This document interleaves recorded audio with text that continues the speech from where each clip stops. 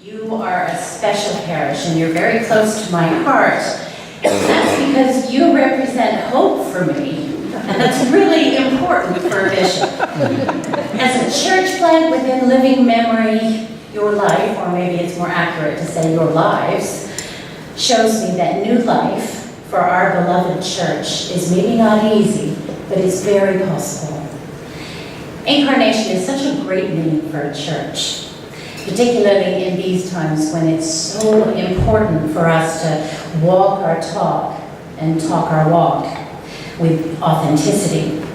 I'm encouraged that you live your name by embodying the spirit of radical inclusivity, something so important in a world that seems ever ready to exclude. We hear from the highest levels of leadership the language of them and us, and you walk a very different talk here. So I'm very grateful, thank God. And you incarnate God's care for the earth. Your commitment to greening is literally unmatched in this diocese. For now. But let's hope it doesn't stay that way for very long. And those are just a few of the ways that you live into your name and are Christ to this geographical parish.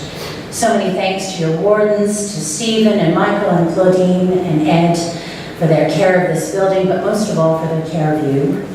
I know the sacrifice of hours and days and weeks that this kind of service takes, and I'm sure we all are very grateful for all that you do in Jesus' name for this parish. Thank you to Charlene, who leads you in making a joyful noise to the Lord. Her talent and skill are obvious in this community, but also in the wider community beyond these walls. I know how blessed you are by her ministry.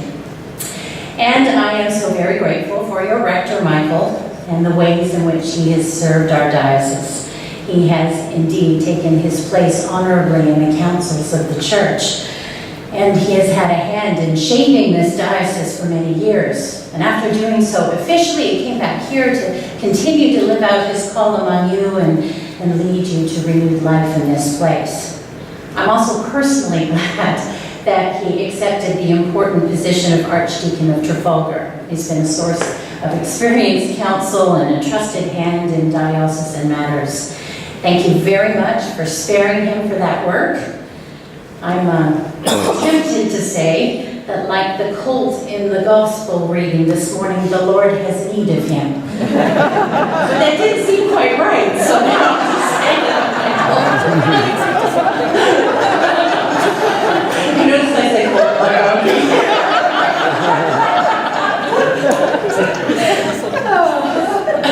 Speaking of donkeys, I was very taken with the poem that was just read, Donkey Day. And particularly with the question that was asked within it. Cross-marked beast, what is your message today as you travel the palm-strewn way? Well, it made me wonder if we've ever actually asked ourselves that question. What is the message of Palm Sunday? And I think it's a really important one to ask and to answer if we're not simply to regard this Sunday as just a breather from our Lenten discipline and self-examination, or just as a nice story. It's also not a simple question to try and answer. And somehow the key to understanding what's going on in what we call the Palm Sunday Gospel actually hinges on that donkey. Let me tell you what I mean. And we're going to have to go back to our gospel for a bit. Actually, we maybe going to have to go back a little further than that. But first, we have to remind ourselves that we are reading this narrative while knowing the end of the story. And as such, we know that this triumphal entry into Jerusalem doesn't end so well. In fact, this triumph ends in crucifixion. So as I preach on Palm Sunday, I have Good Friday in mind.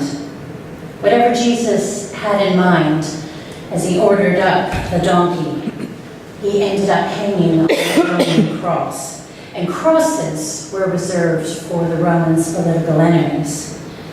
The Romans used crosses to send messages. So if we're reading this story attentively, you have to wonder, why a donkey? It seems a strange choice, after all. Or maybe not. Because by riding in on that donkey, that symbol of humility, and in Eastern tradition, the symbol of peace, as opposed to a horse, which was a symbol of war, it turns out that Jesus was very clearly referencing something that lay in every faithful Jew's memory. The prophet Zechariah's prophecy of a Messiah, a king, who would come to set his people free. This Messiah was a peaceful king, one who would care for his people Israel. And this is what the prophet said: "Rejoice greatly, daughter Zion. Shout, daughter Jerusalem. See, your king comes to you, righteous and victorious, lowly and riding on a donkey, on a colt, the foal of a donkey." And a few verses later, he says, "He will proclaim peace to the nations. His rule will extend from sea to sea, and from the river to the ends of the earth." You see, Zechariah was speaking into an apocalyptic moment in Jewish history. In their original context, his words were written to a desperate people, a tired nation, coming out from under many years of exile, a time of displacement and hopelessness. And those words answered deep anxiety and with assurance, and with the promise of deliverance. So when Jesus referenced these words again to his people, once again under occupation and feeling oppressed, well, it's no wonder he got the reaction he did. I mean, it's not like he didn't know what would happen if he employed that kind of symbol and imagery among faithful Jews. It actually looks like Jesus was trying to provoke some kind of a reaction from that crowd as he rode into the capital city of Jerusalem.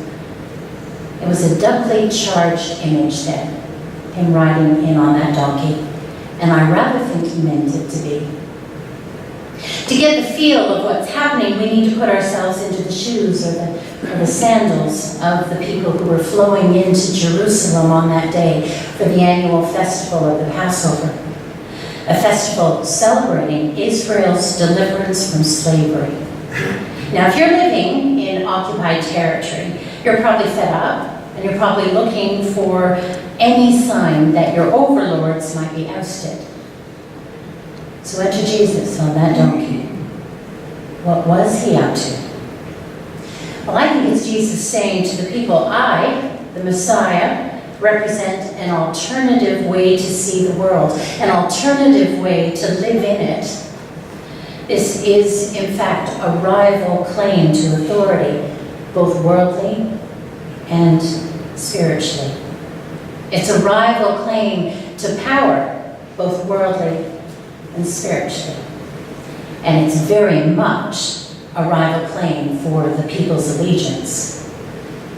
But it's actually much more than all of that. Because Jesus claimed much more about himself. This is the Son of God, claiming sovereignty over the world. It's what kings do. They're sovereign. This is Jesus saying he is sovereign. He reigns over all creation, all people, all things, all governments, all worldly power. So you can see that these are profound and profoundly challenging claims. And some of the people caught on. That's why we hear those words, "Blessed is the King who comes in the name of the Lord. Peace in heaven and glory in the highest heaven." Words that we say every week at the Eucharist, the Benedictus. That's where those words come from, and that's what they mean. And words that appear on Christmas cards and that are said in every pageant by children dressed up as angels. There's no coincidence here. Those words spoken by the heavenly host at Jesus' birth are now spoken by the people just before his imminent death. It's a full circle moment. It's like he's finally recognized by the people as the Messiah, the one foretold by prophets of old, the answer to every faithful Jew's dream of release from oppression and captivity. No wonder they greeted him with such adoration. Now, if you're thinking, hold up there, Bishop, if it's all so happy families, when does this all go off the rails? And why? If the people are so delighted with Jesus at this moment in time, so happy that they spread out their cloaks for him and his donkey to walk on like some medieval prince, when did it all go sideways? And why?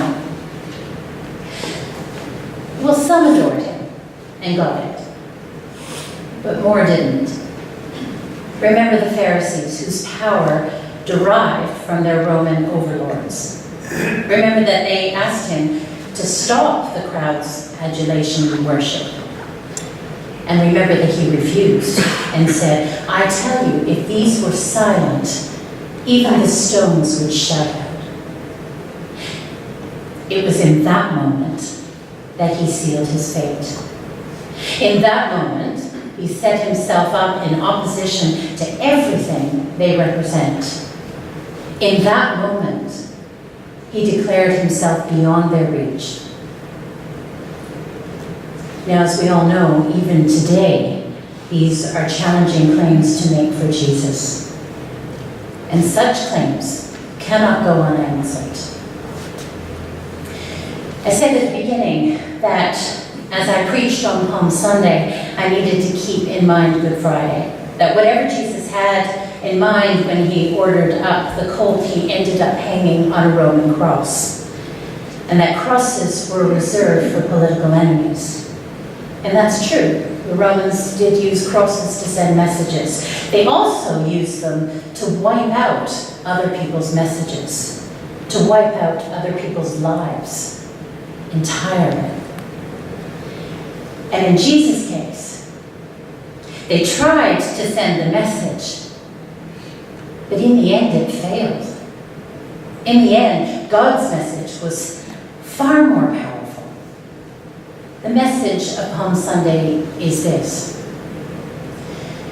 that God so loved this world that he sent his only beloved Son to show us what God's love looks and feels like.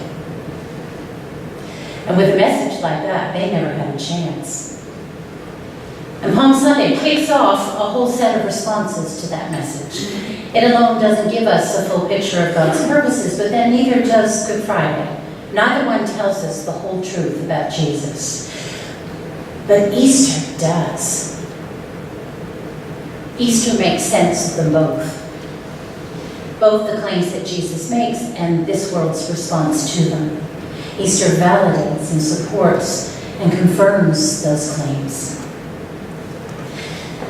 So it's good to know what happened on that day a couple of thousand years ago in Jerusalem had deep and life-changing meaning. It's even better to know that as we all seek lives of meaning today, that what we do by gathering in this place for worship and for working out what we believe and for incarnating those beliefs week in, week out, it's all based on something profoundly important and meaningful. And, as we know, transformative. Because knowing that Jesus came to show us what God's love looks and feels like does change our lives.